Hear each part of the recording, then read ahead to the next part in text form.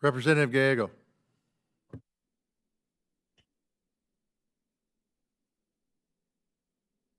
You better unmute yourself, Ruben.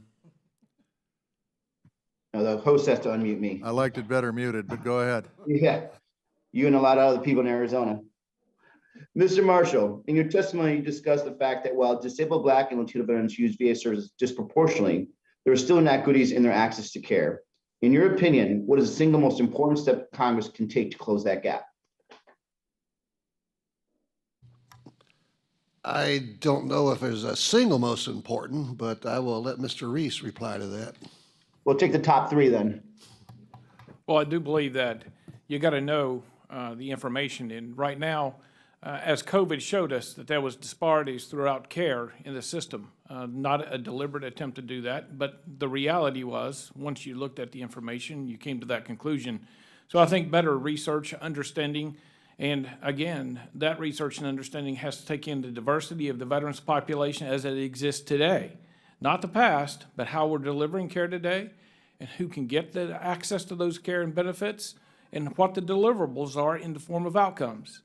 It does no good at all to be able to access it and have poor outcomes or not be able to access it at all.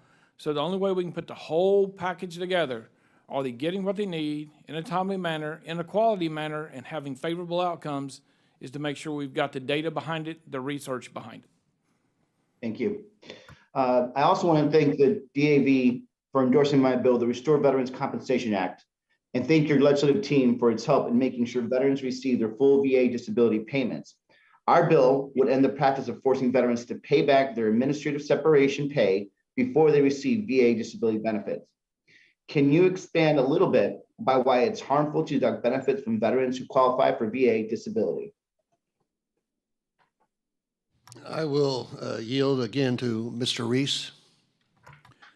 Well, as you know, the whole scheme of the Department of Veterans Affairs is to make a veteran whole. And once we have concluded that a veteran has a disability and is not whole, it is the obligation of the nation to make them as whole as possible. And part of that is economic relief.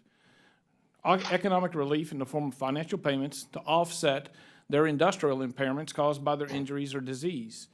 In the event that somebody got out of service and received whatever form of severance, and then they're found to be disabled, which should have certainly happened in transition, but oftentimes we find that down the road, to go back and take that money at the same time that we know that they already are disadvantaged from their counterparts in the private sector, that is certainly something that we have to consider. There should be no offset there, because if the DOD and the VA cooperated to start with, that veteran should have never left service with a service-connected disability and had to receive the severance pay. So we need to fix that. And I'll add one thing that's not a part of this bill, but you know, we talked about concurrent receipt for those who were injured and became ill in combat. And this chamber said, hey, well, we're going to phase that in. Well, we got to 50% and the phasing stopped.